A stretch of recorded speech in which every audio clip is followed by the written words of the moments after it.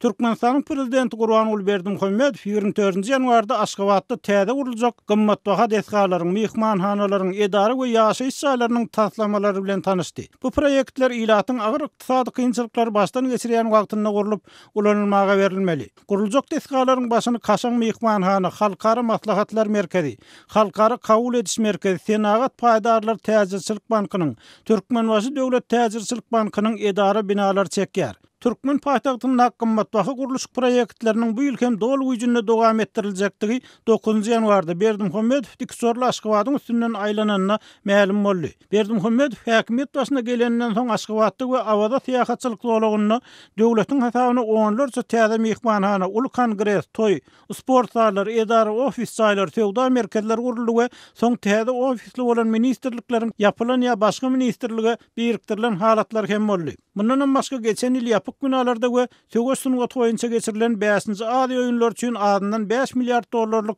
deskalar toplamy, 2,13 milliard dollar çemet serişde durýan täze uçar mendil guruldy. Azatlyk radiosynyň hökümete ýakyn çeşmesiniň beren maglumatyna görä Türkiýanyň Polymex firmasy tarapyndan gurulan täze uçar mendiliniň guruluşyna goýurylan harsalyklar geçen ýylyň magaýynda turan korrupsiýa galmagalyna, hatda hökümet başlygynyň ornatary Batyr Ereşiň biwagt ölümine hem sebäp boldy. Prezident 24-nji ýanwarda täze proýektleriň guruluşy üçin tender bäsleşik eglan etmek meselesini gozgady.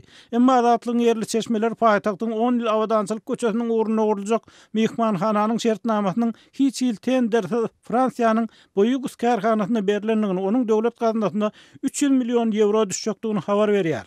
Aýdylmagyna görä täze Kaşaň mehmanhanalar Aşgabatda ýene-de 3 ýyldan geçiriljek halkara konferensiýasyna gabatlanyp burulýar we häzir gerekli guruluşyk materiallar daşalyp başlandy. Anamdar çeşmeniň ýagdaýy bilen resmilerden alan maglumatyna görä bu deskalaryň umumy bahasynyň 500 million dollardan hem geçmegine garaşylýar. 9-njy ýanwarda berilen resmi habarlardan tapawatlykda 24-nji ýanwarda berilen habarda täze guruljak deskalaryň has ullan tutulýanlygyny görse bolýar.